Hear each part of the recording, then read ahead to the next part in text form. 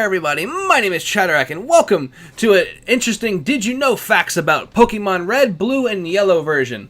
This is a really great video. I'm doing a collaboration video on this with my good friend GameTim. It's a really neat video idea that he asked me to be on board with, and I said I would absolutely help him do it. I had never done something like it, so it was really cool to do something outside of the things that I normally do on the channel. The video, like I said, is about interesting facts about Pokemon that you wouldn't know. So we'll cover things from the original, red and green Japanese release of the game, then kind of get into more stuff with like the, international release of red and blue and yellow. And it's a really cool project. Tim has worked very hard on this project. So of course, when he asked me to help him, I was absolutely wanted to be first in line to do it with him. And it was a really neat thing, and like I said, it was outside of the element of things that I normally do. So I'm going to let Tim do his part, and then I'll do mine at the end. If you guys want to check out Tim's channel, you can check out this little sexy looking dude right here, or you can check down in the description below to go to his channel, and there'll be some annotations at the end of the video. So I hope you guys enjoy these facts on Pokemon that you may not know. Animations for some moves were changed in the Virtual Console re-release of Red, Blue, and Yellow. In order to comply with current seizure protection standards, the following moves were modified to avoid rapid flashing.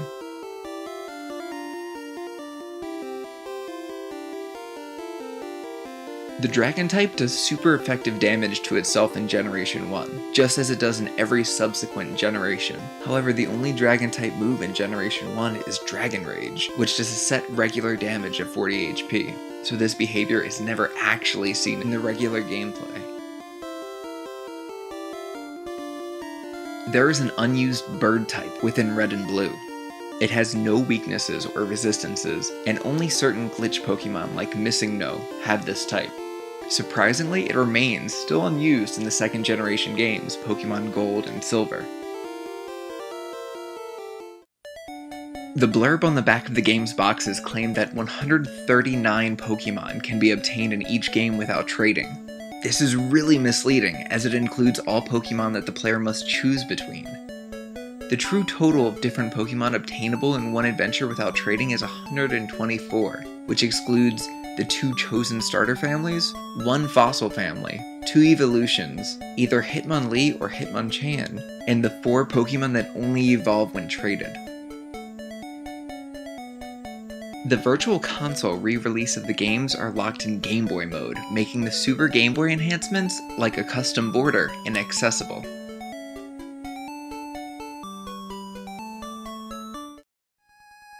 Red and Blue both contain a short, unused song, with no defined pointers in memory. As it only has 2 channels, the song appears to be incomplete, but it's defined in ROM with a relatively high tempo.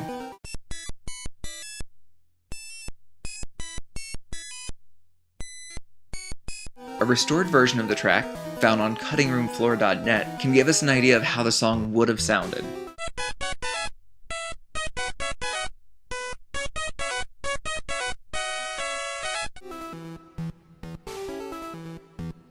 Since the script for Pokemon Blue, rather than Pokemon Red or Green, was used for the translation from Japanese, certain errors were made for the 2 in-game trades.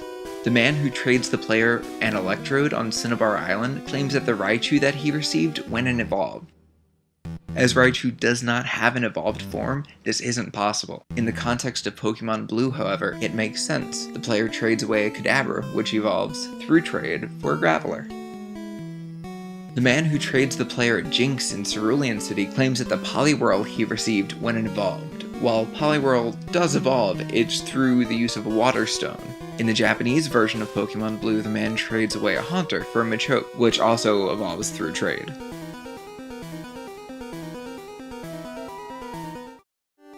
According to an Iwata Asks interview with Ishihara and Morimoto during the release of Pokemon Heart Gold and Soul Silver, it was revealed that after the debugging tools were removed, Mew was added in the remaining space on the ROM of the Gen 1 games. This defied standard programming practices and risked new bugs and glitches. A Pokemon battle with Professor Oak is programmed in, although he never actually battles the player. It can be triggered, however, with a GameShark code, or by using one of the various glitches in-game. Oak is programmed with 3 different teams, each consisting of a level 66 Tauros, a level 67 Executor, a level 68 Arcanine, a level 70 Gyarados, and either level 69 Venusaur, Blastoise, or Charizard, whichever isn't chosen in the beginning of the game. Based on this team and their levels, it's very likely that he was supposed to appear at the very end of the game, maybe even after the final rival battle at Indigo Plateau.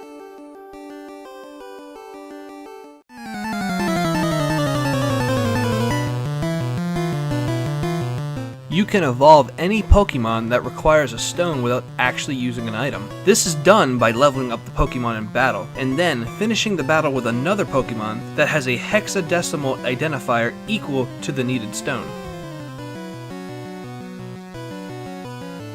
Coughing's first generation sprite is the only one to depict the poison-type Pokemon with its markings above its eyes and mouth. Its markings appear under its face in all subsequent versions. It is actually possible to reach Saffron City before beating the Cerulean City Gym and without the use of glitches. All you need is another copy of Pokemon where the player has already reached Celadon City and a copy of Pokemon Stadium 2. Since Pokemon Stadium 2 has the ability to transfer items from one game to another via the PC system, a player in the first generation games can get early access to fresh water, soda pop, or lemonade to give to the Saffron City Guard.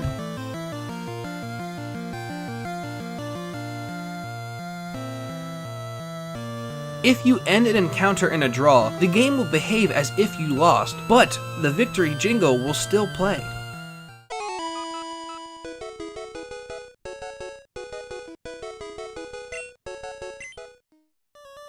You can buy any of the drinks in the Celadon vending machines as long as you've had enough to buy a fresh water, meaning that you could potentially get the soda pop or lemonade for 200 Pokemon dollars instead of their original prices of 300 or 350. It's completely possible to use the storage system to withdraw a party of only fainted Pokemon. This will cause your character to black out after moving 4 steps away from the PC.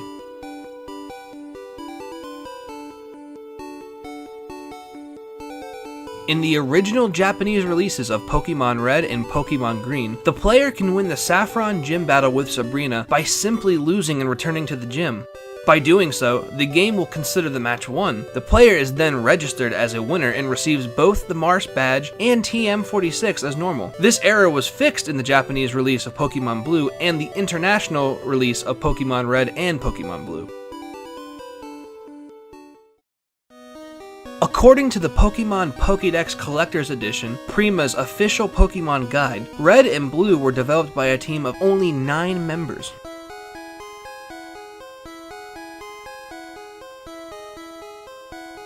You can end the encounter with the Ghost Marowak without a Silph Scope by just using a Pokédoll. In Pokemon Yellow version, walking around with Pikachu off-screen can completely destroy the game by corrupting memory addresses. Pikachu will stay in place to produce this glitch by either talking to the Pewter City Pokemon Center Jigglypuff, triggering one of Bill House's Pokebill events, or having Pikachu fall in love with Clefairy at the Pokemon Fan Club in Vermilion City. Thank you so much for watching this video on first gen Pokemon trivia you didn't know.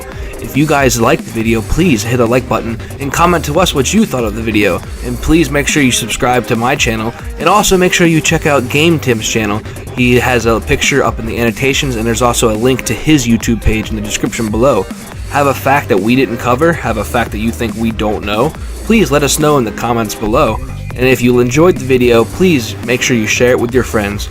Thank you all so much again for watching, and I will see you guys on the next video.